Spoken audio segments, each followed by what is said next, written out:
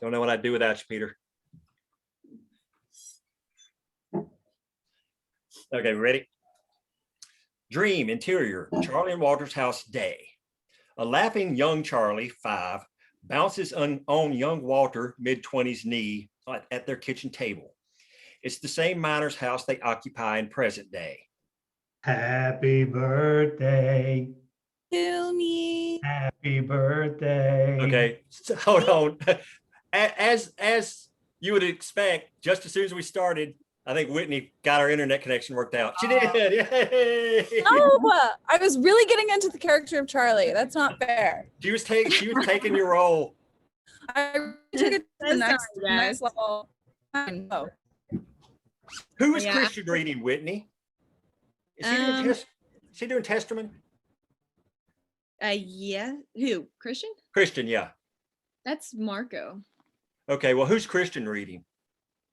He read Chafin last, right? Oh, he's Chafin. Okay, Chafin. We've got about Chafin. Okay. Okay, then you're Testament again, Marco. Okay. Christian, you're Life Chafin. in the theater just changes all the time. Whitney Samantha, got do you here. feel as offended as I do, Sam? Okay. Well, you were doing an excellent Charlie, Sam. Did you freeze or does she just? Oh, I think Charlie. I think Sam froze. Oh no, this bear's frozen. Yeah, my Wi-Fi kept going out because I guess the storms maybe. Yeah, mine was a I little bit wonky here. Also, Whitney and I are like neighbors now. I know you're like what 3 minutes away from each other. Pretty much, yeah. Fucking awesome. Is what it is. Yeah. Okay, well, Sam doesn't come on for a bit, so okay. Where'd you Okay, guys so leave? she's coming, so she's got a bit. So okay, so are you ready then, Whitney? Yeah, where'd you guys leave off? Okay. Okay, we ready? Okay, we'll start over. Dream, interior, Charlie and Walter's house, day. A laughing young Charlie, 5, bounces on young Walter, mid-20s knee at their kitchen table. It's the same miner's house they occupy in present day. Happy birthday. To me. Happy birthday. To me. Happy birthday, dear. She eyes him coyly and waits. He fakes like he's going to sing a couple of times. She giggles, then finally, Dear Charles. she laughs joyously. Happy birthday to Birthday you. me. She throws her arms around his neck. He hugs her deeply. Love you, Paul. You know I love you. He sets her down and goes to the cabinets. Sorry, your ma ain't here. Charlie looks to the floor. I'll see her someday. That you will. Charlie brightens. Is Mrs. Blizzard making cake? Ma said come over as soon as we want. Yay. Young Walter takes something from the cabinet and hides it behind his back. Young Charlie tries to act like she didn't see it. Hop up in your chair. She does immediately. He sits across from her, keeping the item hidden behind his back. It's about time for you to start school. Oh, really? Don't you be no ignoramus like your pop. You're going to go learn something. She excitedly nods agreement. Your mom would have wanted that, and I do too. You're smart. How smart? Too smart for coal mining. My baby girl ain't staying stuck in a company town. There's a whole big world outside, Madawan, and you're going to see it. She fidgets excitedly. Yay. From behind his back, he pulls a hardback copy of The Bad Child's Book of Beasts and slides it across the table to her. The book is a little worn around the edges, obviously not new. Not that she notices as she hurriedly snatches it up. A book. How long do I have? Forever, it's yours. Mine? You make sure it's not your last one, you hear me? Back to present day, interior, Charlie and Walter's house, night. Charlie's eyes flutter open in her bed. She looks around briefly, then slides out from under the covers and goes to a small bookshelf against the wall. Her pistol rests in its belt atop it. She doesn't have to search for the book she wants. She pulls her copy of The Bad Child's Book of Beasts from the shelf and lovingly brushes dust from the cover. She flips through a few pages when she hears something outside. the slow clomp of a horse's hooves. Through the window, she spies the black horse loping down the street. She recognizes the coal dust-stained miner boots riding backwards in the stirrups. She continues holding her book as she watches it trudge off into the night. Exterior, Jack's house, day. Bill stands resolutely in the street, directly facing Jack's front door. Jack pops out. Morning. Morning. Jack approaches warily. He nods toward downtown. Going to take my walk before work. Bill nods toward the mine. This way. Jack falls in with Bill and they head toward the mine. Missed you last night. Bill, I told you, I don't know if I agree with the union. In fact, I missed everybody. Jack gives him a puzzled glance. Nobody showed up except Walter, Joe, and Stefano. Man, is everyone too scared? You tell me. Jack turns away. They walk a bit in silence. Finally, Charlie came over. Jesus, Jack, you're just asking for Walt to shoot you. What do you think me and Ray had y'all over? We're trying to make it okay. Thank you. Walter gave me a stink eye last night. It wasn't like that. She showed me some things I didn't know. For God's sake, don't say anything like that within half a mile of Walter. We just talked, swear to God. Bill wags his head. What would you have done in my position? Okay. Just understand you burn your free pass with me. Don't know what I'm gonna do with those other yellow bastards. Interior, Stone Mountain Mining Company office, sane. Cameron sits behind his desk, sipping coffee. He glances at the empty chair before him and checks his pocket watch. He flips the watch closed and exits. The goddamn car. Exterior, Matewan train station, later. On her way to work, Charlie strolls through the train depot with Dingbat by her side.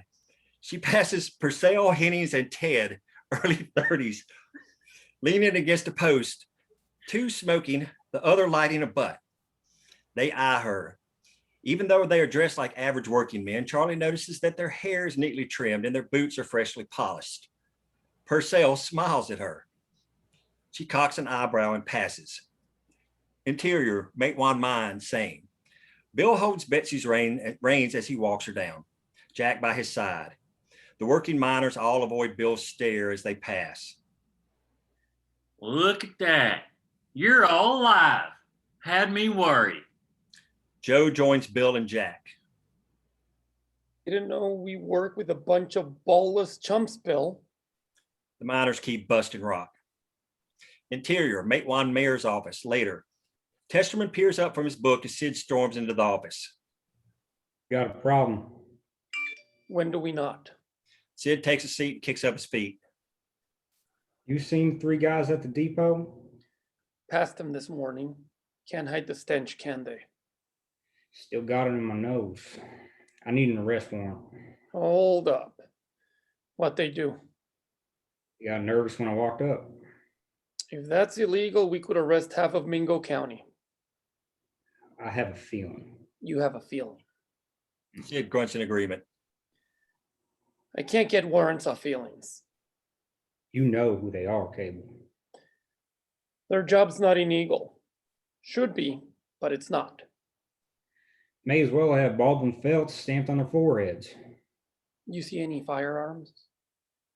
Must have had them hid. Hanging around the train depot is no crime, for now. They do it too long, though, we can cite them for loitering. You have binoculars? At the jail. Climb up on the water tower and watch them. Give me a reason. I'll get warrants for Magistrate Behringer. As soon as he signs them, he'll call Don Chafin. Liable to call Albert Feltz, too. Hamilton's stepping things up. He's pissing in our boots. It's aggressive. I'll grant you that. Interior, company store, later. Charlie stocks shelves. Ray blows into the jingle of the doorbell. She finds Charlie and heads straight to her. Morning, Charlie. Charlie keeps stocking shelves. Look, I'm sorry about the ambush last night. You have to seize every opportunity this town offers. I thought you could use a little push is all. Well, you make a damn good pot roast, so I guess I'll forgive you. What's the report? I went to see him waiter last night. Oh, no, Charlie, you didn't. I did. You know, seizing opportunities. I meant seize them in a smart way. Me and Bill were trying to chaperone you two. You're not that much older than me, Ray. I'm old enough to know your father's going to kill all of us when he finds out. Paul was with Bill when I left and asleep when I got back. He never knew a thing. It's not the first time I snuck out. Charlie, don't you go getting a bun in the oven. We only talked. That's how it starts. Catches her train of thought. Wait, you mean Jack didn't go to the meeting? Sorry, hold on. He's not too sure about the union yet. We talked about it some. I think I might have convinced him. Oh, no. No one showed up for that meeting. I didn't know that meant Jack, too. No one came? Just your pa and Bill. Well, and Sid and the mayor. I thought Jack did, too. Oh, fuck, that's on me. No wonder Bill was spitting nails this morning. Gotta be embarrassed. He sent me to get that letter. Charlie frowns. We can't have Keeney sending somebody if the men can't even work up the gumption to take a vote. Ray, post gets picked up first thing. That letter is gone. Interior, Matewan Mine, same. Jack, Stefano, Walter, Joe, and Bill bust rock along a long vein. Off to the side, Big Ben works another. Bill makes his way over. We're gonna clear the air.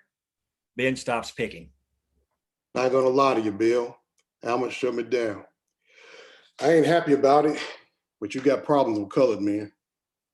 God damn, Ben, are y'all gonna let ignorant fools like Mikey keep you from doing something that's to your benefit?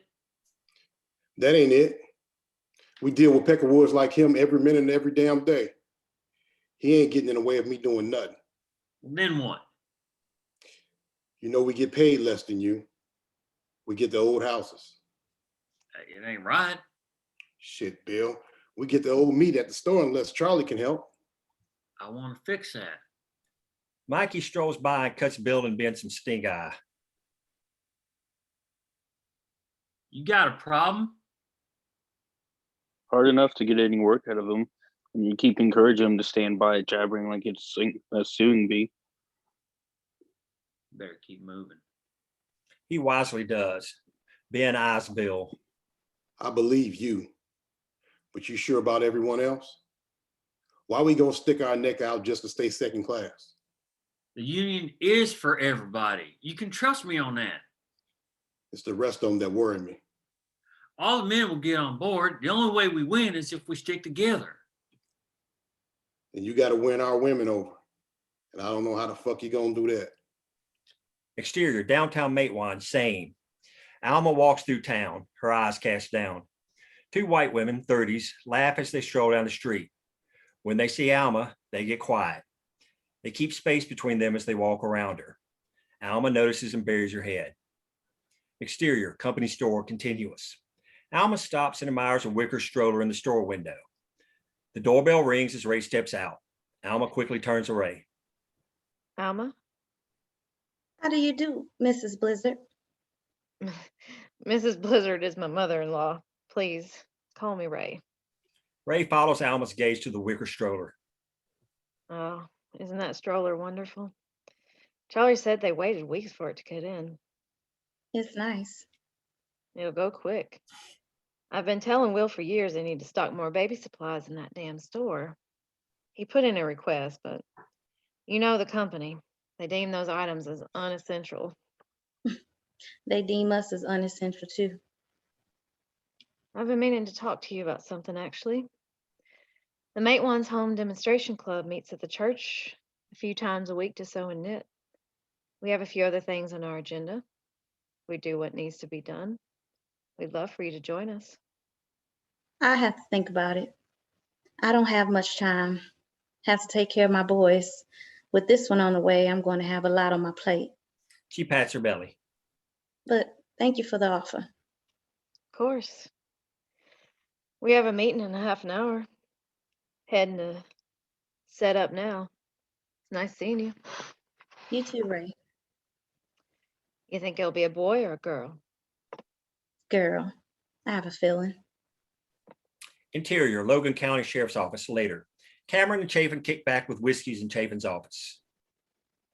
Worth every penny, if you ask me. I've been in every other town. We only had that one strip to cover, so it shouldn't take many. Funny how few guns it takes to scare minors into line. We're about to find out about May 1. Have them meet me outside of town tomorrow morning. I'm going to escort them personally. Make a show of it. Chapin smiles. Interior, Matewan Mine, same. Bill and Ben work side by side. Walter shuffles over to them with his equipment. I'm gonna go work another vein. Why? Walter jerks his head to the side and walks away. Bill slaps Ben on the shoulder and joins Walter. What is it? You haven't said 2 words all morning. Not happy with the company. You just can't give him a chance, can you? She's out past dark with that boy. Thinks I don't know she was gone. When I got home last night, I know everything that goes on under my roof. Bill goes quiet. So much for your dinner party. So much for your dinner party. Walter, You shouldn't have set that up. we chaperone. Well, you didn't do a very good job of it, did you? We didn't think they'd run away together afterwards. You raised a hard-headed woman is what you did. Don't blame me.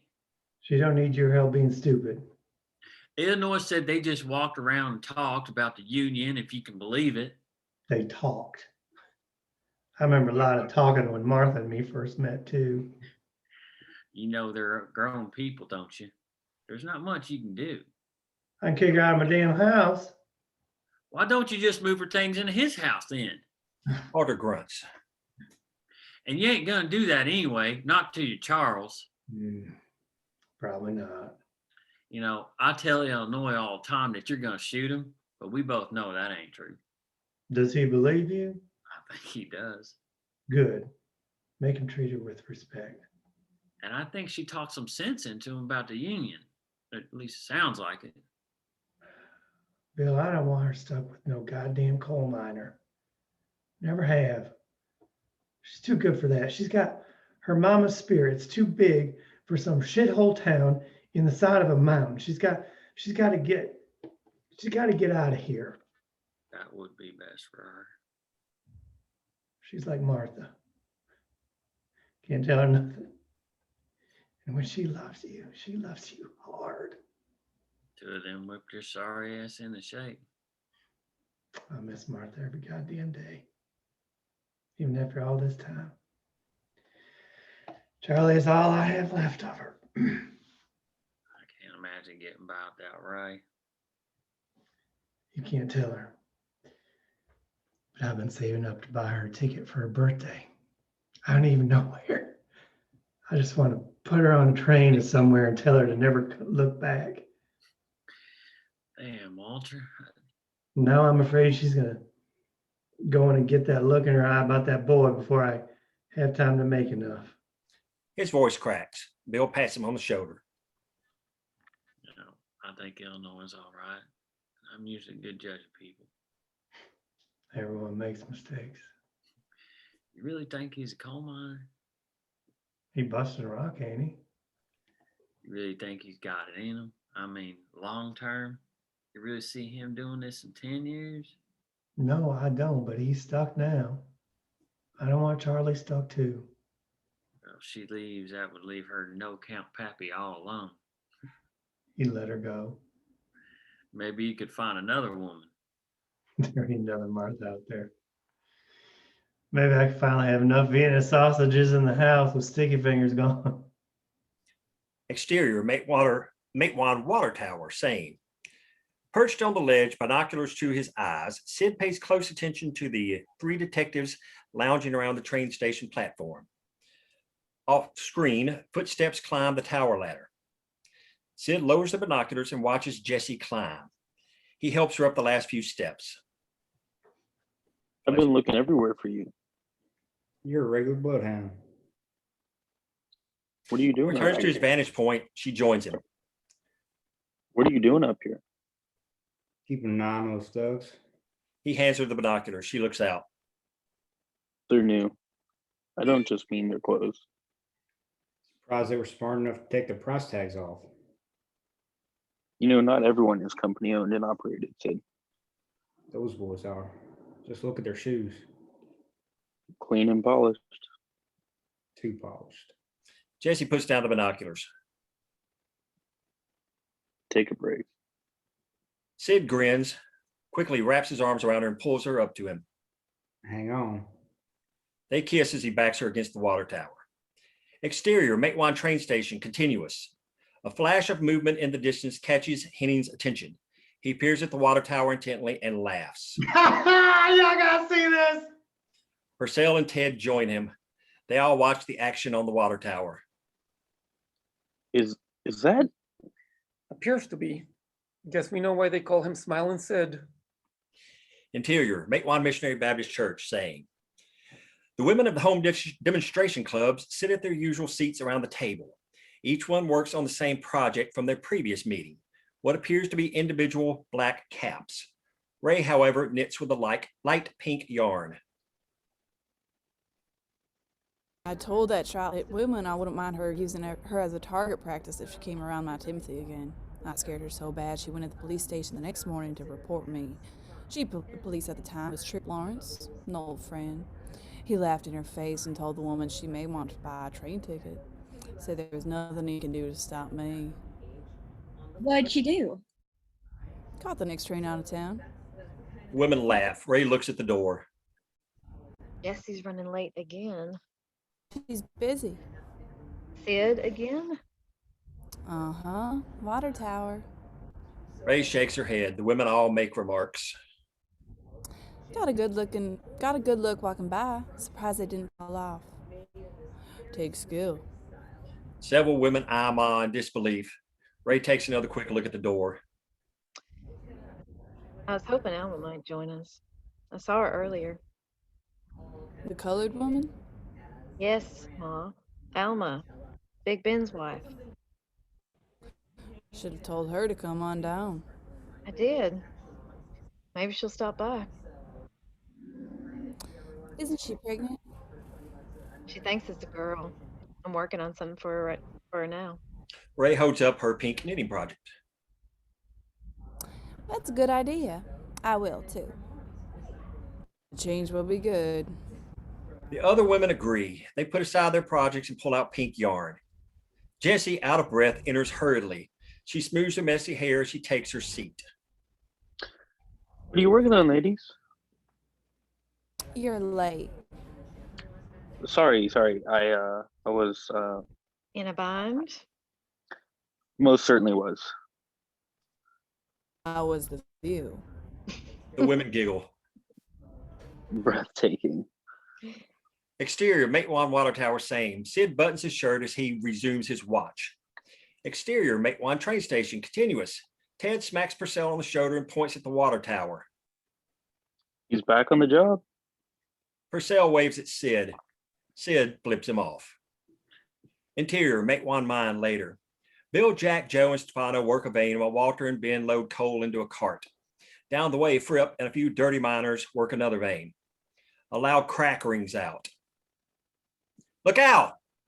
The miners dive out of the way as a small section of the ceiling breaks off and falls, kicking up a black dust cloud. They barely escape the cave-in. Everyone congregates to check the damage. That was close. Bill holds the men back. Be careful. Mark off this area. Don't want to risk it.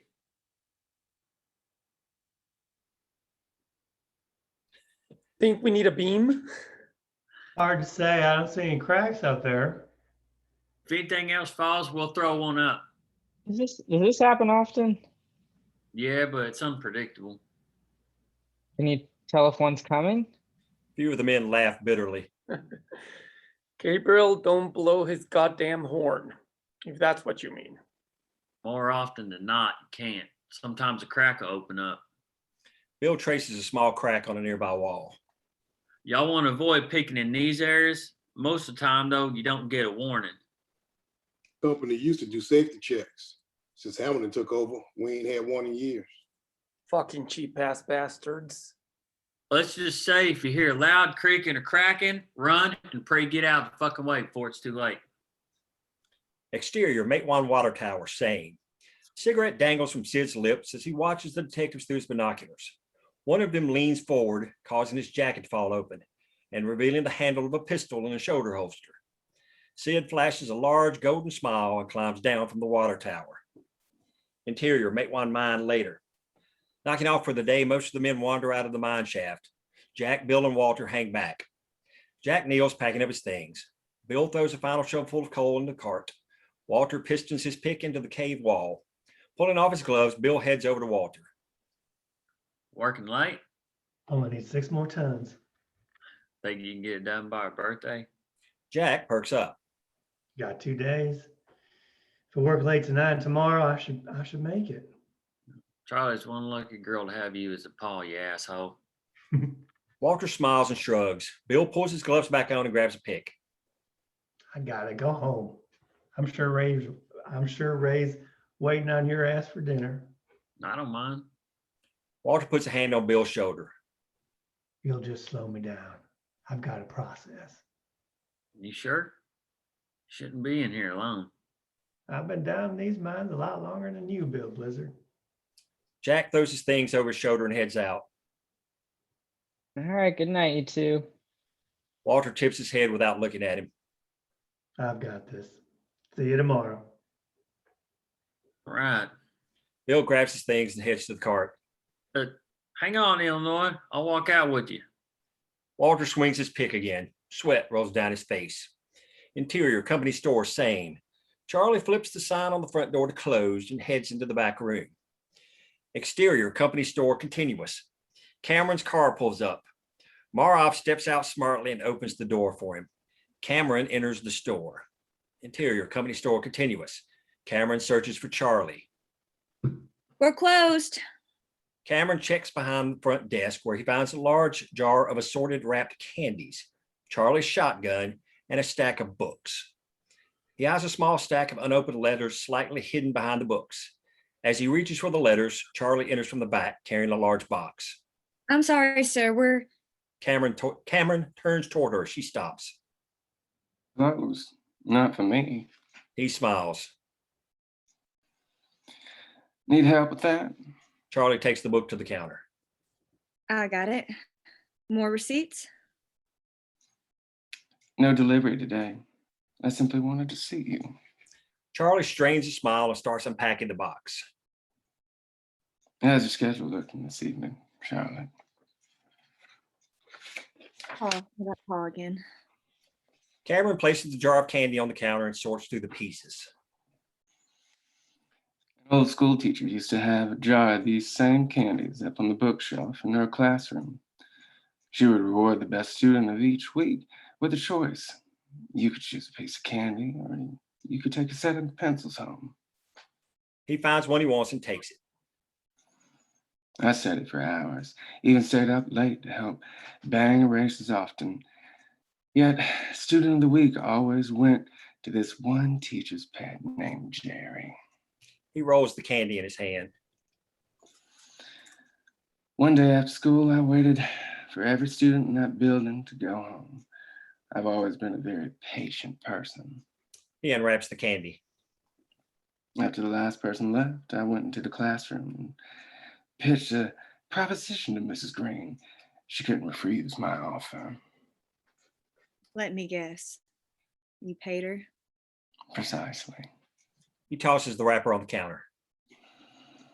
I took home my prize, the candy and the pencils. He holds up the golden piece of candy. Only the butterscotch ones, though. My cravings are very specific. Cameron hovers inches from Charlie. The doorbell jingles. Cameron doesn't turn from her. We're closed. Charlie looks over Cameron's shoulder. Not for him. Cameron turns and locks eyes with Jack. He looks back at Charlie and pops in the candy. I'll see you soon. He heads toward the door as Jack approaches the desk. His eyes never leave Jack's as they pass. Cameron exits. Charlie smiles at Jack. Welcome to the Stone Mountain Company store. How may I assist you this evening? Jack leans across Charlie's desk. She grabs him by the collar and kisses him. Exterior company store continuous. As Marab holds the car door, Cameron watches Charlie and Jack kiss through the window. He finally turns and climbs in. Let's go. They take off. Interior company store continuous. Charlie pulls away and smiles again. I'm sure glad to see you. She turns her attention back to the box.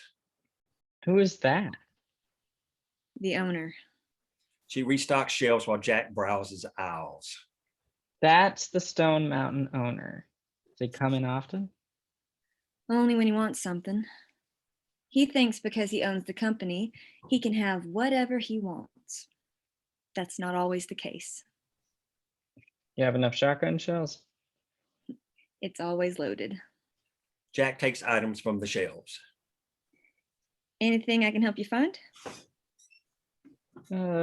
Flour? I'll too. Charlie finishes the shelves and goes back to her desk. She opens her book by the light of the lantern. Jack goes up and down the aisles, grabbing different items off the shelves.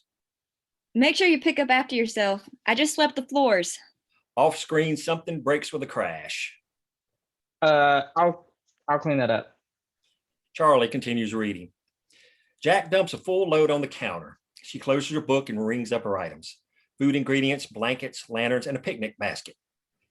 Charlie watches Jack as she rings up each item. Finally, she raises an eyebrow. He smiles. He notices her book on the counter. La Reine Margot, Dumas. He's incredible. The best. Have you read all of his books? Not yet. Around here, it's slim pickings for decent literature. That's a shame. Yeah. Will loans out the books on the back wall, but it's rare to have anything new come in. I have a small collection at home. Not to brag, but it's the best damn library in this town. I wouldn't doubt it. Maybe I can see it. You don't get to see my bedroom that easy. Jack blushes. Oh, I would never. Charlie bags items. Interesting shopping choices. Oh, yeah. I have a date. Really? She doesn't know yet. It's a surprise. Well, I'll make sure not to spoil it then. Are you free tomorrow evening?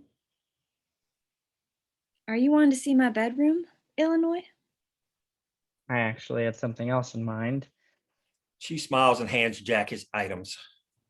That'll be $9.42. He gives her the script. She deposits it in the cash register. See you tomorrow.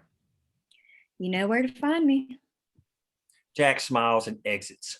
Exterior company store continuous. After starting for home, Jack sees the light on in Cameron's office window. His smile fades and he heads toward the office instead. Interior Stone Mountain Company office continuous. Cameron reclines behind his desk, thoughtfully smoking a cigar. Jack enters, shopping bag in hand. Have a seat, son. Jack takes a seat. Cameron eyes the shopping bag. Find everything you were looking for in there? Jack nods. Cameron slowly puffs his cigar. About this morning. I ask very little of you, Bryce. Your direct orders. Attend any meetings regarding the union and report back. We need to know what these Reds have planned. It's critical that we know each and every miner that has joined or is thinking about joining. I know, I was just... Cameron silences him with a look. Instead, you skipped the one event you needed to attend. I had to get my information from the restaurant owner. He's more than informative. He's more than informative than my own flesh and blood. Cameron chuckles bitterly. He gets up and grabs 2 glasses and a decanter of whiskey from his liquor cabinet. Not only did you miss the union meeting, you wasted my time when you failed to show up this morning. He pours two drinks, takes a swig, and pushes the other glass in Jack's direction. I'm sorry I missed the meeting. I ended up in a situation I couldn't get out of. That situation. All the men were at the meeting or at home. What was this important situation that needed your attention? Jack scratches his head. There's this girl. She had to show me something. Girl, don't tell me it's the minor boots tramp from the store. Jack looks down. Your mother and I shouldn't have sheltered you so much. It made you gullible. Don't get involved with these people. They're dangerous. But Bryce, you don't know these people like I do. she showed me the man hanging in the woods in Logan County. He looks to Cameron. She said he was Union. Cameron gives him nothing. She told me you and Chafin did it. Cameron slowly takes a seat and reclaims a cigar.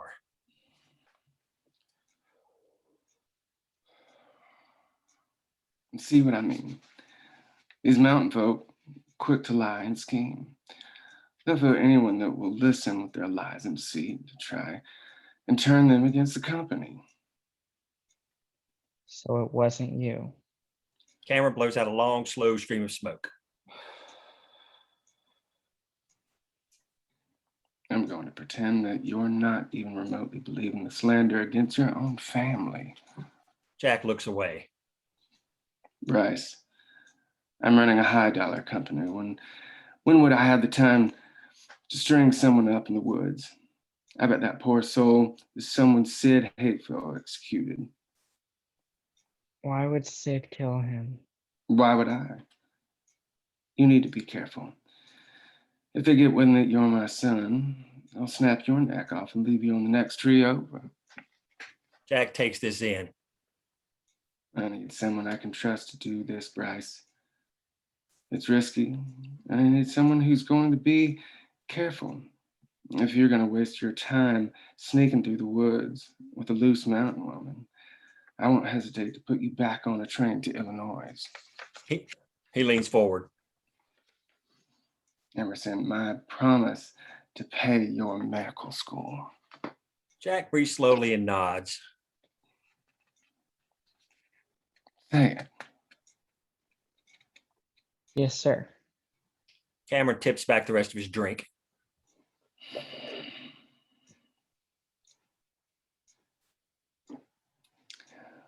Get out.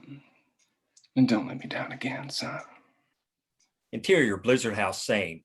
Ray rocks in the chair beside the fireplace. She continues working with pink fabric as she stitches her project from earlier.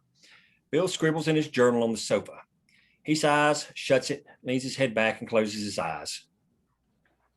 They'll come around. How can you be so sure?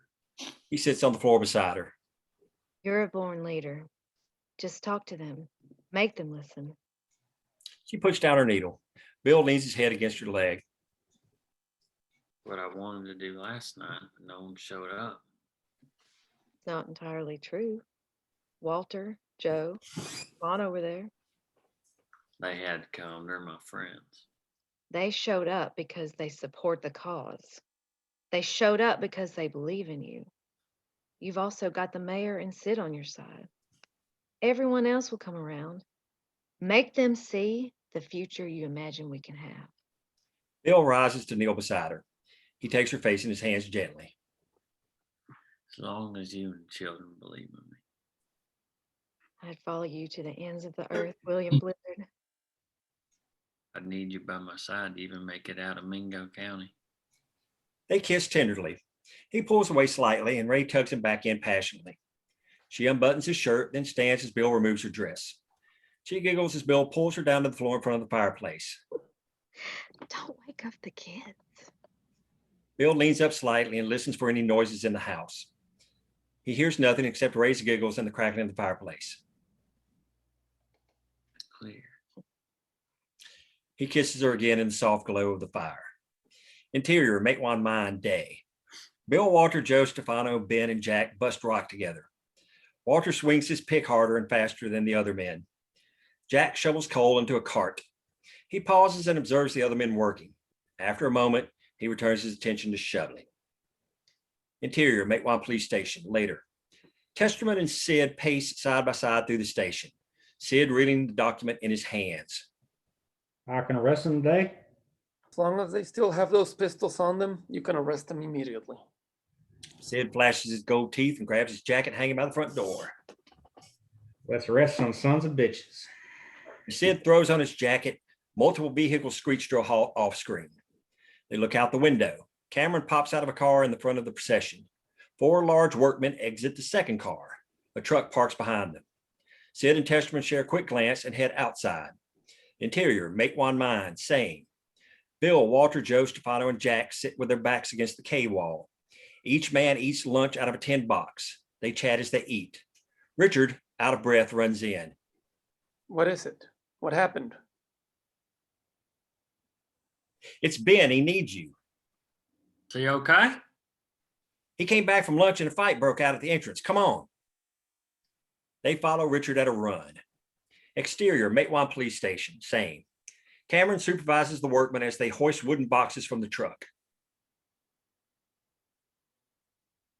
Install machine guns, searchlights, and on the rooftops of the buildings, both ends of the street, both sides of the buildings. The men nod. Sid and Testerman stride over to Cameron. What do you think you're doing, Hamilton? Mayor, give my men access to these buildings. They'll be making some installations. Now, Hamilton, I shut down those gatherings at the roadhouse, but this is going too far. Implement a curfew immediately. All men and women are due home by shutdown. Absolutely not. For what? You'll take a belt to him? I'll enforce punishments as I see fit. You may run the Stone Mountain Coal Company, but you sure as hell don't run this town. Damn straight. I don't back rich pricks. The police department will not cooperate. I have other enforcement teams a phone call away. Not legal ones, you don't. This is an incorporated town. You damn well know that. You're the law. Your law won't stop the bullet. Is that a threat? It's a fact. You are within the city limits of Matewan, West Virginia, Hamilton. In this town, you need a permit to carry firearms in the city limits. I don't see any permits for those weapons. Do you, Sid? Sid spits near Cameron's foot. Sure as hell don't, Mayor. You have 5 minutes to get all this unauthorized shit out of my town. That includes your men and your vehicles. I own this town. The people own it, and I represent them, not you. You can't kick me out. But since you're in possession of unauthorized weapons, sure as hell rest your ass. That reminds me, Sid. Take care of those Baldwin Felts men at the depot. Sid adjusts his gun belt. My pleasure. Sid heads out. Cameron stares down Testerman. Your time is running out, Hamilton. What's it going to be? Exterior, Matewan Mine, continuous. Richard, Bill, Walter, Joe, Stefano, and Jack bolt out the entrance of the mine. Outside, most of the men from the mine shaft gather around Mikey, who looms over Big Ben. Mikey kicks Ben, who simply takes the blow in his ribs. Bill cuts between them and grabs Mikey by the collar. Mikey, what the hell are you doing? Walter and Stefano help up Ben.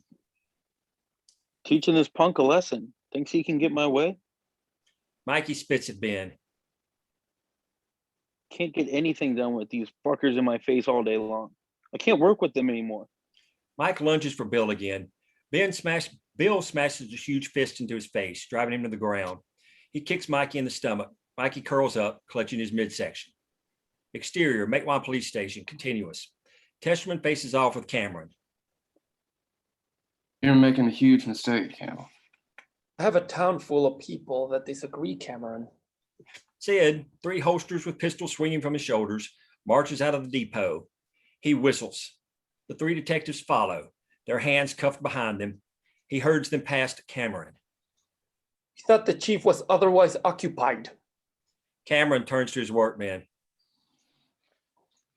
Pack it up. Let's go. The workmen reload the truck and jump in their car. Cameron climbs back into the back seat of his car and slams the door. The three vehicles speed away. Exterior, Matewan mine continuous. Bill stares down the men that encircle him. What are we doing here? Huh? Fighting each other over the colors of our skin? We all work in the same conditions, don't we? We all bury ourselves every damn day, right? We do the same exact job. Each of us have the same percent chance of dying when we go down there. The company forces us into different neighborhoods.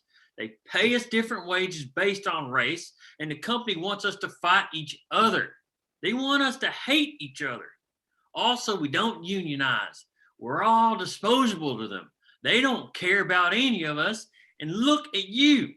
Do any of us really look that different from each other? The men look around. We're all coal dust stained from head to toe. We're not enemies.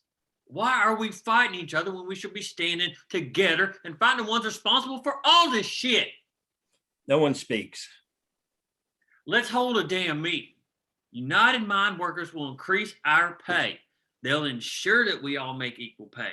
They'll enforce regular safety checks, and we can change our lives, our futures, if we just get together. Don't y'all want to live long enough to see your children grow up? Don't you want a better life for them? The men stand silently. Finally, Frankie steps out of the crowd. It sounds great, Bill, but I don't want to get strung up from no tree outside of town. The way I see it, we have two choices. You stand up and fight for change, or you die slow. Hell, most of us probably already have the black lung. If we do nothing, we leave the same shit for the next generation. Walter, Ben, Joe, Stefano, and Richard all step up beside him. We're with you, Bill. Jack steps forward. Me too. Bill looks to the rest of the men. Silence. Sorry, Bill. It's a no for me. Frankie heads back to the mine. Slowly, everyone else follows him. Bill and his group stand alone. Ben, next time any man hits you, you knock the living shit out of him. I don't give a damn what color he is. Mikey struggles to his hands and knees. As he tries to rise farther, Joe cracks him across the face with his pick handle, knocking him out cold. Interior, Matewan Police Station, continuous. Sid locks the three detectives in the cell. Testerman strides in behind him. Get coffee in there, Joan. Sid and Testerman settle in at Sid's desk. We just lit a fire. He's going to bring hell down on us now. This damn town has lived in hell as long as I can remember. We can handle a little fire. Hamilton will pick his moment. We need to be ready when he pulls the trigger. We need a plan. Exterior, crossroads, later. Cameron and Chafin stand in the middle of the road. Their cars parked on the roadsides facing in opposite directions. Chafin waves the other car and truck down the road. And you let Sid push you around like that? I was simply trying to gauge their reaction. I pulled up in front of the police station, for God's sake. What did you learn? These Matewan assholes have some grit. As I've been saying, the only way to kill a snake is to cut off its head. In due time. Let them think they backed us down. Any word on the organizers? Not a peep. Maybe we scared off the UMW. If only it were that easy. Call Sid. Sweet talk him a little. Tell him you knocked some sense into me. And get him to let those men go. I'll call Cable. You can reason with him. I'm sure he knows to keep those men. I'm sure he knows he can't keep those men. Fine. Tell him they'll be on the next train out of town. Won't see him again. I'll tell him to give them a direct order from me. Let Sid think he won. King shit of Turd Mountain, huh? Get those detectives over to Logan. And you set up a meeting with Albert and Lee. When? Not after tomorrow. There's a gathering at my house. We'll spend some time laying out next steps. Interior, mate one mine later. Bill grabs his things. Beside him, Walter slams his pick into the wall. The thud echoes down the empty mine shaft. You are a hell of a man, Bill Blizzard. Tim would be proud.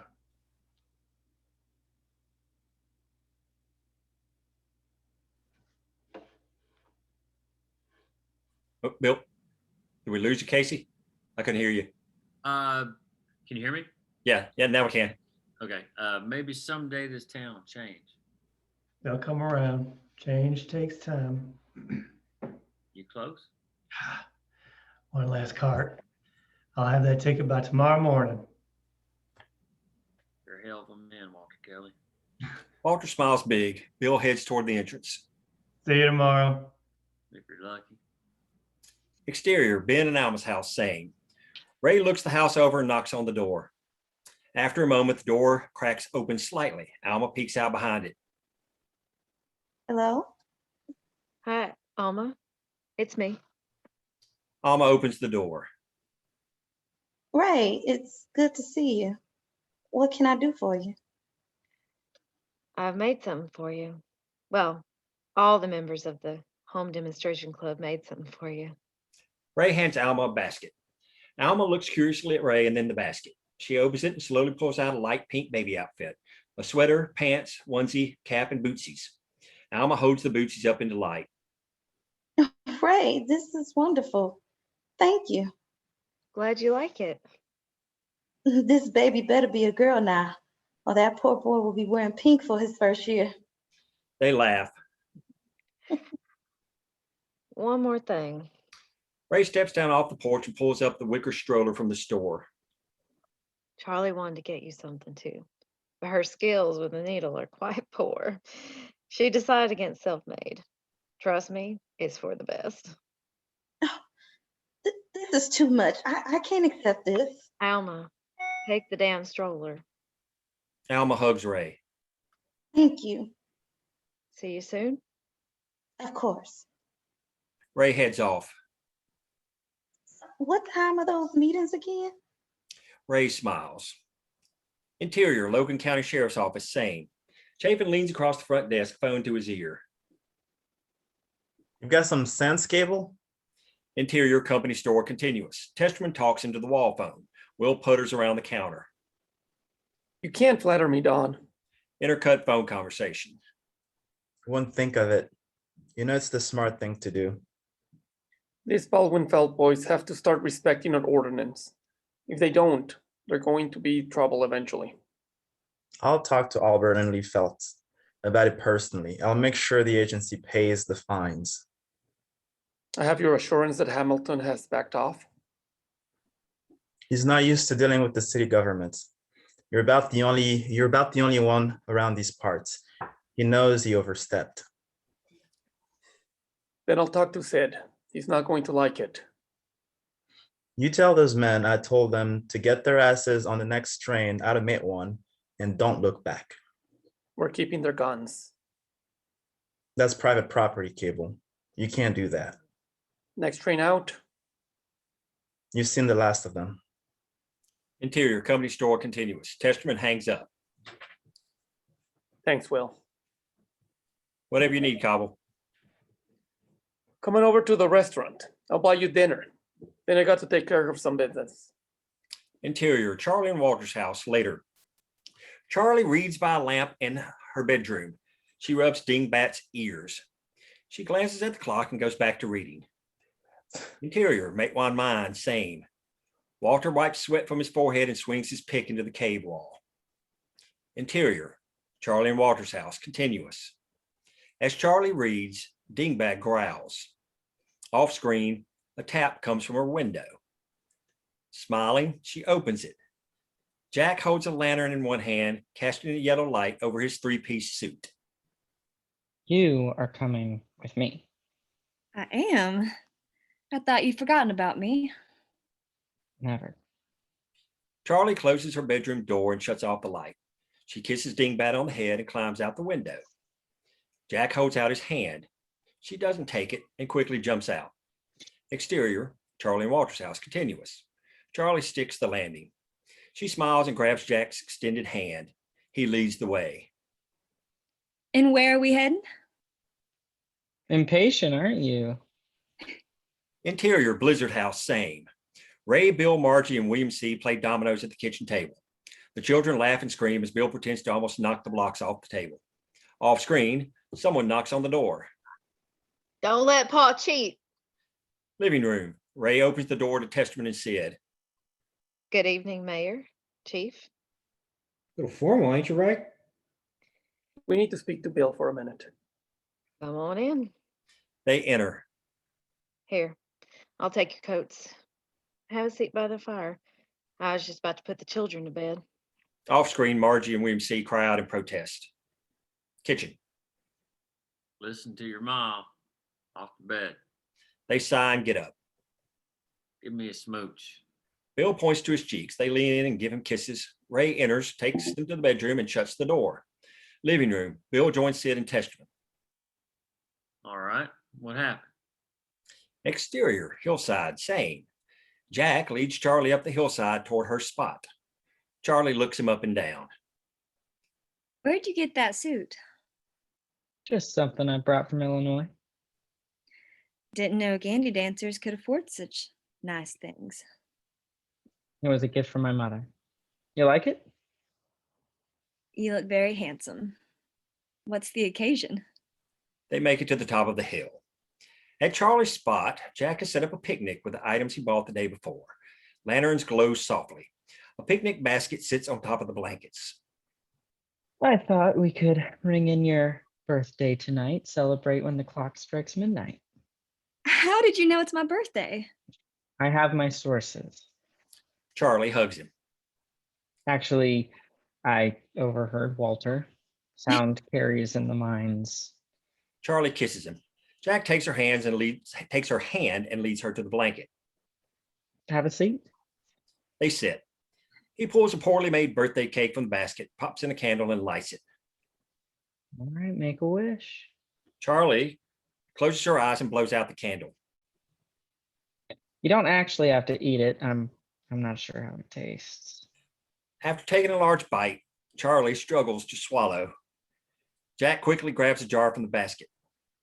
Wash it down with this. Charlie swallows a swig. Her eyes widen. Is this Joe's moonshine? I swiped it from his bag in the mine. She tips the jar back again and hands it to Jack. He takes a large drink. When we make it to New York, I'll take you to some real restaurants. This is perfect. She leans her head on his shoulder.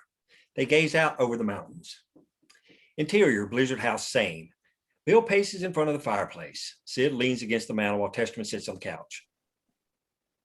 Cameron left? He bolted. This will start something. We need to be ready for anything. Have any of the men come around about the union? Still too afraid. Things been heating up around here for a while. Even if the men don't sign, we may still have a goddamn war on our hands. Exterior, hillside, continuous. Jack leans back and grabs one more thing from the basket. He hands Charlie a book, The Count of Monte Cristo. This was my favorite growing up. She brushes the cover and beams at Jack. Emma. The best. Charlie smiles and flips through the pages. She stops at a dog-eared page and reads. Life is a storm, my young friend. You will bask in the sunlight one moment, be shattered on the rocks the next. What makes you a man is what you do when that storm comes. Charlie offers the book to Jack. I can't take your favorite book. Add it to that library of yours. Keep it safe for me. Thank you. Happy birthday, Charlie. They kiss. Interior, make one mine, same. Walter swings his pick into the cave wall repeatedly. He takes a break and examines his almost full cart. He grabs his pick and slams it into the wall hard. A creaking noise cracks the still air. Walter cuts his eyes toward the sound as he tries to dive in the opposite direction, but the rocks are already on him. He falls in a pile of stone and a cloud of dust. Exterior, hillside continuous. Charlie and Jack kiss passionately under the shimmering moonlight. Jack pulls off Charlie's jacket and unbuttons his vest. He leans back and watches her. Are you sure? Charlie nods and kisses him again. She removes his vest and shirt. He unties the bow on the top of her dress. She holds her arms over her head as Jack pulls her dress off. They take in each other's bodies for a moment. Then they crash together once again. Jack picks Charlie up and lays her down on the blanket. He kneels at her feet and slowly unlaces her boots and slides them off one by one. Their final items of clothing come off quickly. Jack caresses Charlie's face as they begin to make love in the moonlight. Interior, Blizzard House, same. Bill, Sid, and Testerman continue their conversation. What do you think, Bill? Sid's right. Things have been coming for years. Bedroom. Ray opens the bedroom door and listens. Living room. The union can help us all. We just need all the miners on board. How do we do that? Ray enters. What if we brought in someone from the UNW? If the men could listen to someone from the union, maybe they'll change their minds. That's risky. Need to bring them in secretly. Make sure Hamilton doesn't find out. I can tell Charlie to send that letter to Kenny. Pull the trigger. Actually, the letter was sent out yesterday. We should hear back any day now. Bill raises an eyebrow at Ray. She just smiles. All right, fuck it. Let's plan. Bill, got any ideas on how to get someone into town? I have a few. Exterior, country roads, same. Somewhere just outside Matewan, a beat-up pickup truck loaded with chickens and cages pulls to the side of the road. Fred Mooney and Mac Parsons, 30s, jump out of the bed. Fred slaps the side of the truck. Fred slaps the side and the truck takes off. He and Mac quickly check the road in both directions and then duck into the woods. Exterior, hillside, later. Charlie and Jack lay in each other's arms under the blankets. A train whistle blares softly in the distance. Who do you think is on that train? Charlie grins. Two young lovers on the run. Tempting. She closes her eyes. Jack, hold her close. Interior, Matewan Mine, same. His legs pinned under a mound of stone and coal, Walter cries out in agony. Blood trickles from the corner of his lips. He pushes the rock futilely, his cries echoing through the empty mine. Exterior, Matewan Depot, later. Sid deposits the 3 detectives. As soon as that office opens tomorrow morning, you boys get tickets back to whatever hellhole you came from. Why can't we just stay in your jail tonight? You already stunk up my place enough. He turns to walk away. Tell your woman we like the show. I'll remember it. Remember, Don Chafin said I can shoot any of you fuckers if I see you outside this depot. Exterior, hillside, later. Charlie raises her head from Jack's chest and peers down the hill. At the base, the black horse stands stone still, the backward facing miner's boots swaying in the stirrups. Fade out. Ah! That was hard to read this time.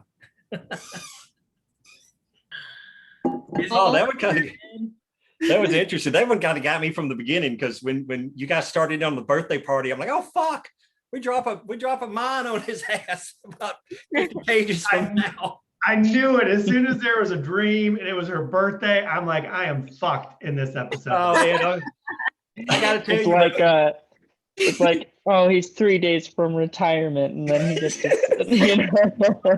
Well, we had already written this, right, and had been working on it. And when we did the first table read, and you read Walter, remember after Whitney and I were like, oh my God, we drop a mine on Ed. We're such assholes. Oh man, 74, like send me episode 4 like now. For sure. We can send it right after this. There's still hope because we didn't see him die. Right. We did not see him die. And yes, this is episode 3. So episode 4 would be mid-season. There are 8 episodes in the season. So You know, And what about like a lot happened in this episode? an awful lot happened this episode. We didn't know that Jack was Cameron's son, correct? No, we actually knew from episode 2. At the very beginning of episode 2, remember he sneaks in for a meeting. I knew they But were did they? dudes. I just didn't know. I guess I didn't. They weren't remember. related. Yeah. I didn't know that they were related. I knew that Jack was working for Cameron. Yeah. Right. Yeah, it's been when did we do the last table read? We went a few Been a weeks while. between them. It's been a couple weeks. Yeah, No, I it's know been a at the few. end of the pilot, the letter, we pass letters at the very end in Jack's house that say Bryce Jackson Hamilton, but you don't know who that is. You don't know if it's him. And then you see that he has the letter that he stole That's from Phil. right. But you know that there's some connection that he's shady. But yeah, I don't think, do we drop it in episode 2, or was it this episode that you actually officially find out that it's I'm gonna have to go back and look, because I was thinking that he calls him Jack. I mean, he calls him Bryce in episode 2, but I might be wrong. Now, I do think this is the first time that he calls him son. So you would have to put together 2 and 2. This is the first time that they've talked, right? Or was there a scene in 2? Do what now? Is this the first time? He talks to him in season 2. I didn't put it together though until this one, and I was like, oh. That's what I'm saying. I think he goes in and meets him at the beginning of episode 2, but I think at that point we had shown the letters with the name Bryce, and he calls him Bryce. But I mean, you got to really be paying attention to get that. But that's why at the beginning of this meeting, the first line is "Sit down, son." Yeah. So that's the first time I think that he's directly said, "You're my son." Yeah. Yeah. I guess I could be old enough to be Peter's dad. We'll put a little makeup on you. I could. Maybe. I mean, By side on my gallery view, and you guys do look similar, which is crazy. oh, actually, that's true. Yeah. And then Jack's a shady bastard, because then he asked Charlie, like, who's that? What? Mhm. Totally. He's trying to gauge like the relationship between Charlie and his dad at this point. Right. Right. Yeah, There's Jack, something creepy going on there too, I feel like, with Cameron and Charlie. Definitely. Oh, Okay, Cameron's just a creepy motherfucker. That goes Yeah. places. There's Oh, some Cameron. actor that I always think of, like when Cameron is when you're doing Cameron. who are you thinking? And I cannot remember his name, but he plays a bad guy in almost everything that he does. And But Alan Rickman, no, Unfortunately, it's dead. right? Billy Bob. If you think of it, though, Laura, text me, because I would like to know. because I just see him in my head, and I can never remember his name or the shows that he was on, and I'm like, he is the perfect person for this role. The candy story in school is great. I love that. It's such a weird, creepy, kind of sexual, like I can just see it. That whole thing's Whitney. Yeah, I could just see it right when he's just doing it and like just Unwrapping it, and then him talking about his like taste at the end. Yeah. Because remember, we came back, we had already done 3, and you came back and said, we need a story. Cameron needs to tell a creepy story. And like, yeah, if you've got one, and Yeah, that whole scene's you. It's so unique, and Jacob, you do such a good job of being creepy. Yeah. Yeah, I totally thought he was gonna have sex with the teacher. I'm like, what the fuck is what? I caught that too, and it's funny. What is about to happen here? That's part of the reason that I like table reads, because I've read this episode a million times, and seriously, Whitney, I had never gotten that. But the way that Jacob, the way you were reading it, the way you were doing it, at first I'm like, oh my God, this does sound like kind of creepy, sexual, like he's gonna go back and like rape the teacher or something, And so, I mean, it worked. It was a good job, Jacob. I mean, Yeah. it worked really well. Then it turns out he's talking about candy, and then I loved that He's talking he about takes. candy, not talking about candy. Well, yes, exactly. But I love the way the story ends, that it wasn't enough that he wins one prize. He takes all of it. He just buys everything. Mm-hmm. And that's the point with Cameron. This is a man that thinks if he doesn't own it, he can buy it. and deems himself a winner still. Doesn't think that he's a cheat. He thinks like, oh, I won that. I deserve that Right. because It's I like the fought the way to get it. Yeah. it's like Molly Ivins said about um, George W. Bush. He was born on third base and thought he hit a home run. I mean that's Cameron. He thinks that he has a right to all of this. But yeah, that story worked really well. And yeah, so I love the tension in this episode, like throughout the whole episode, and especially when Jack and Charlie are at the birthday party and you're cutting back and forth, right? Away from them to the mine, to the house. And I think those cuts like build a lot of tension there. And then it kind of, when we hear the crack and the mine caves, and I just thought that was really nice when I was reading it. I was like, holy shit.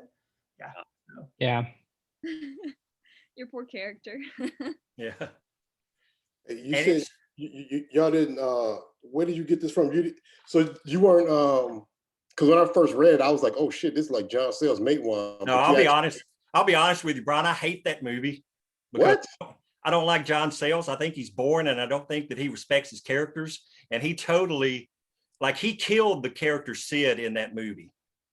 But what it is, this is part of a period of history that were called the Mine Wars in West Virginia that actually went on from 1912 to 1932. And we're covering a period that happened in Matewan in 1920 and 1921. John Sayles' movie only covers it just covers a small piece of it. It covers about 6 days. Yeah. And I think his pacing was off. He made it boring.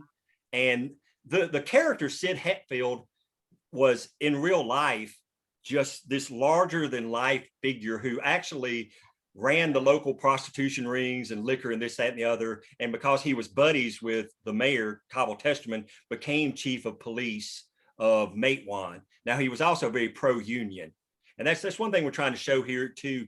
Matewan was really different from a lot of the rest of southwestern West Virginia in one, as we get into in this episode, they were actually incorporated. So they actually had a city government, whereas in most of the rest of Southwest Virginia, the coal companies just owned it. And not only did Matewan have a city government, Testerman and Sid and those guys, there was only a handful of them, but they were very pro-union.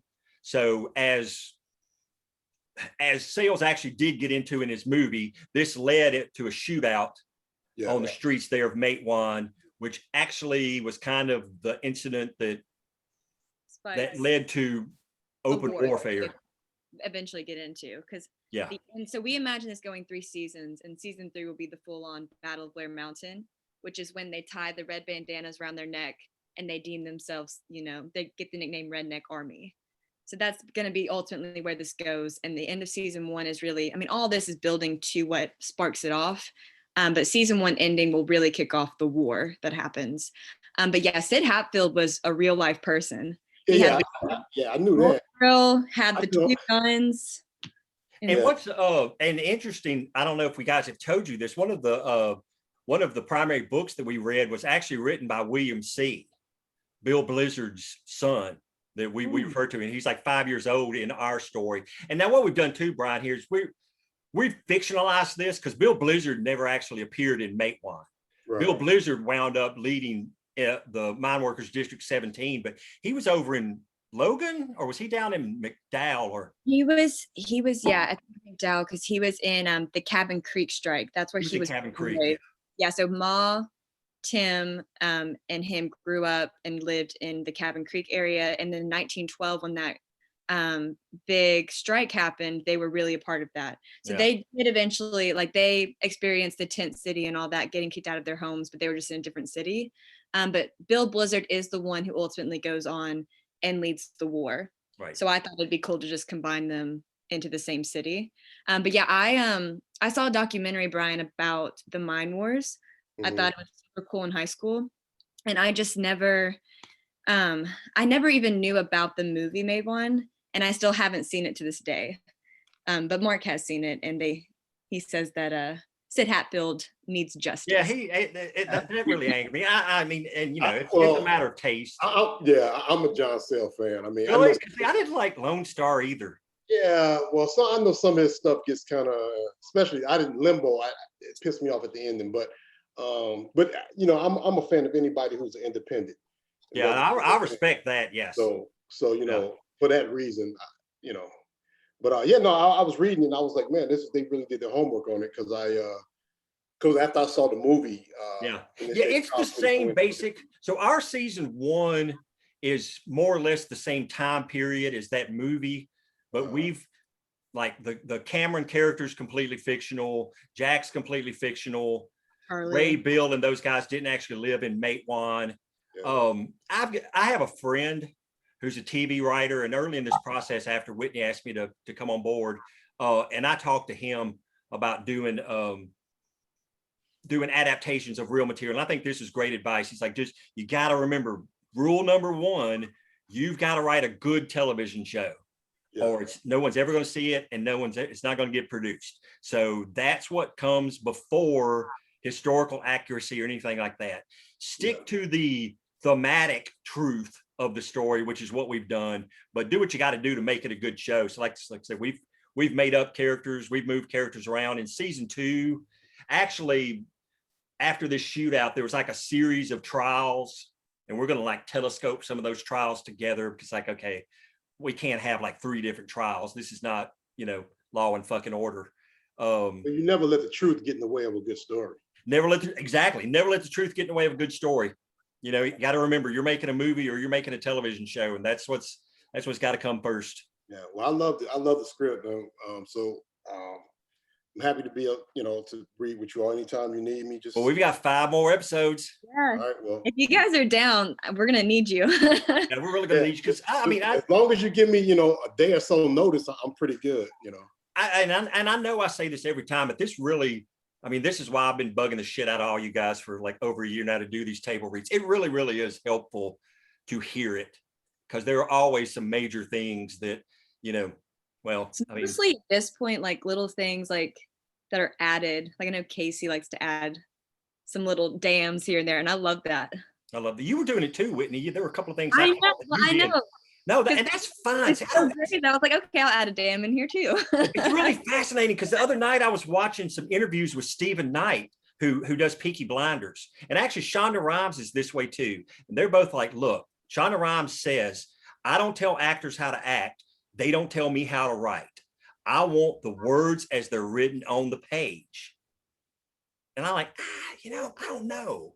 As long as you've got the crux, I think you've got to let the actors be part of the process.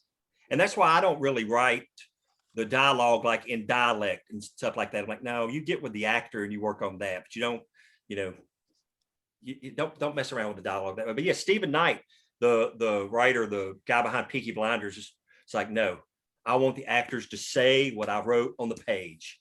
Like, really? Now it's funny though, because I've also seen some actors who are like, no, I just want to show up. I want them to tell me what to say. And I'll deliver it. The old saying of, hit your mark, deliver your line. Yeah, then you got those ones like Edward Norton, who comes up to set with like rewrites of the whole damn script or whatever. Yeah. And on the flip side, supposedly from what I've read, David Fincher is like that. Let's shoot it 100 times and see what happens. Yeah. It's like, okay, well, that's fine if you've got an enormous budget. Yeah, exactly. And you got the time or whatever. Yeah. And I think that it's like, there's some things you just naturally say when you're doing the dialogue, but there are definitely writers and directors that, you would never get away with that with Aaron Sorkin at all, No. Or what is it? Noah, what's his Noah name? Baumbach. Yeah, that, word perfect. So when I get involved with like projects that I'm shooting, though, I always try and gauge the director who just like, so what kind of room do we have here or whatever. So especially with like smaller projects too, typically what I found is that they'll see something in the script where they're like, okay, but I like the way you said that. So it'll end up being, but I'm not saying I perfect anything. It's just, things just kind of naturally come out. Well, That's what you want. Yeah. And hey, Whitney, so Peter just texted, when is the next reading? Because we Well, got a we talked speaker. Yeah, we talked about doing it next Thursday, but now we have a speaker. Well, do we want to, well, would you guys want to stay on after the speaker and do a reading next week, or would that be too much? Sometimes you never know how long they're gonna go is my only thing. What if we just did it the week after? So, oh my God, that's April. Yeah. Where's Yeah, I mean, time we're getting into fly? April then. Yeah, what about April 1st? April 1st. April Fool's Oh, I Day. can't do April 1st. I can't do April 1st. That's my wedding anniversary. Yes, How we got many- married on April Fool's Day. Which anniversary? 21. Wow, congrats. Yeah, man. Thank you.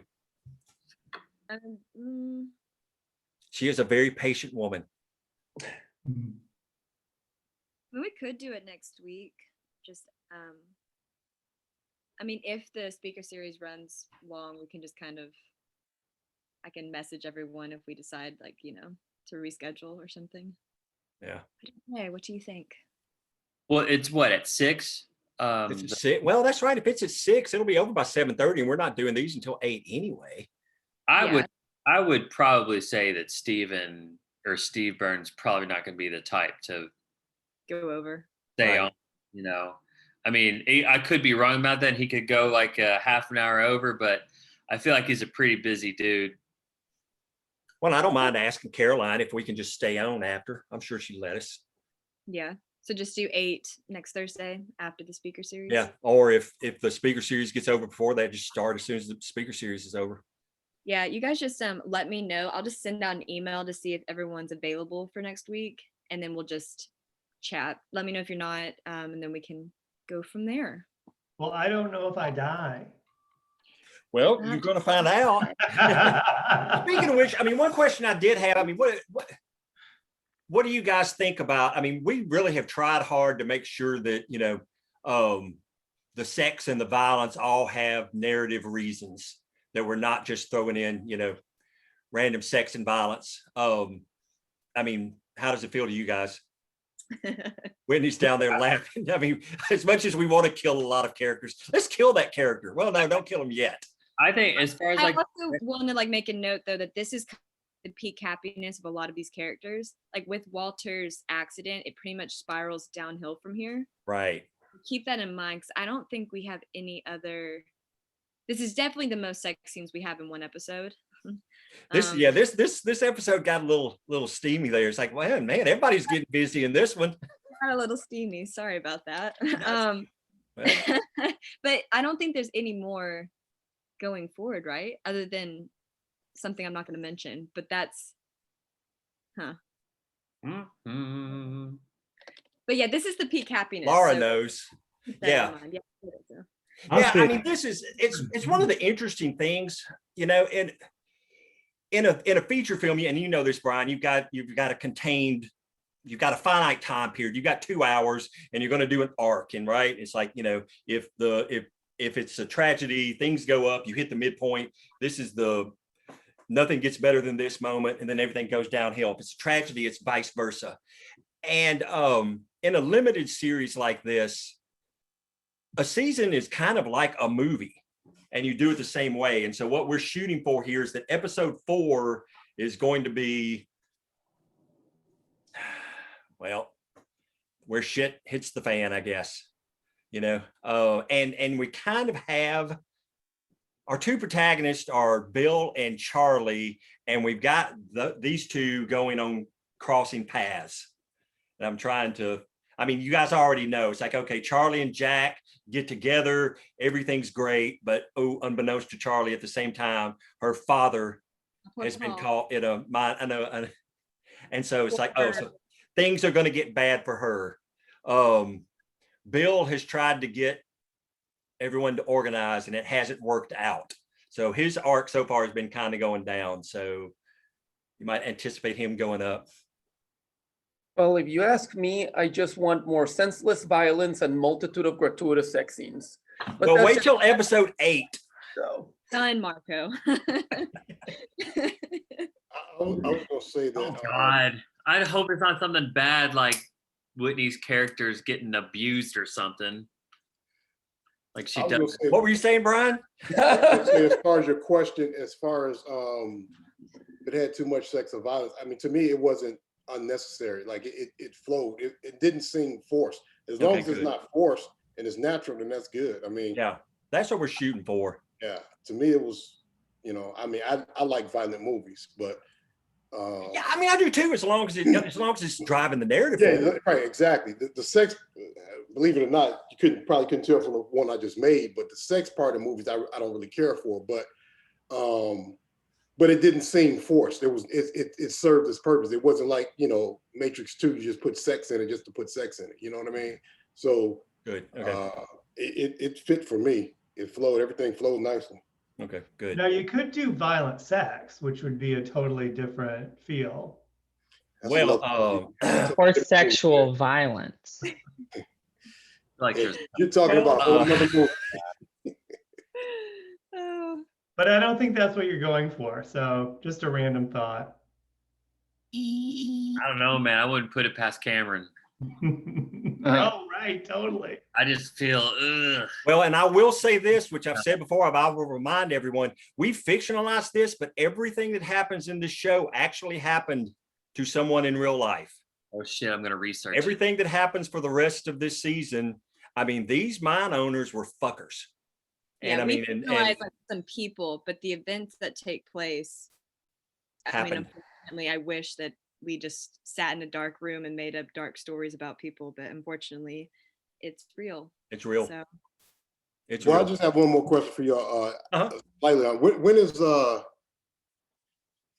obviously I haven't been in class. Is she getting close to people going back in May. As long as everything keeps going the way it's going, we start back at the beginning of May. Or as Whitney said in the meme, it's gonna be May. I wish you were about to pull that up. I think about that. I'm like, it's gonna be May. All right, yeah. I just the online. I mean, for what I'm trying to do, the audition, it really wouldn't serve a purpose for me. So, but if it's going back to May, I'll try to get back in class if it's a slot open. So somebody just let me know if it's definitely going to be May. I don't know if anybody else did. I went since they were talking about going to make my family get the shot. I was the guinea pig and took the shot first and see how it's going to work. I got it yesterday, so I feel all right so far. We'll see what happens with part 2. Yeah. And I've been told by family members that have had it that the second shot's worse. Yeah, my family members, that's when they've gotten sick. They said they get the headache, but the first one, I didn't feel it. It just my arm's a little sore, but that's about it. But we'll see. I'll be the guinea pig. So if I don't make it, not to get that shot. if you hear I'm gone, then stay away from it. That's all I can tell you. Yeah, and if and fingers crossed, the doctors today said that they hope my brother will be able to go home or leave the hospital Saturday. I didn't know your brother was. I'm sorry to hear that. Yeah, he was hospitalized a couple of weeks ago, and it's better. Yeah. Sorry about that. Yeah, yeah. So fingers crossed on that, and we'll see. Well, okay. Well, I mean, if that's it. All right. Well, Ms. Whitney, boss lady, anything else I'm great. you want to cover? Send me an email. Let me know when the next meeting is. Good to see y'all. Good job, Mark and Wendy. I can't wait to see what happens at the top of 4.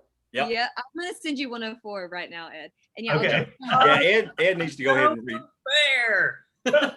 I'm gonna email everyone after this and just let me know if you're good for next Thursday. And yeah, thank you guys. You're all are the best. All right. See y'all later. Thanks, everybody. Yeah, great job.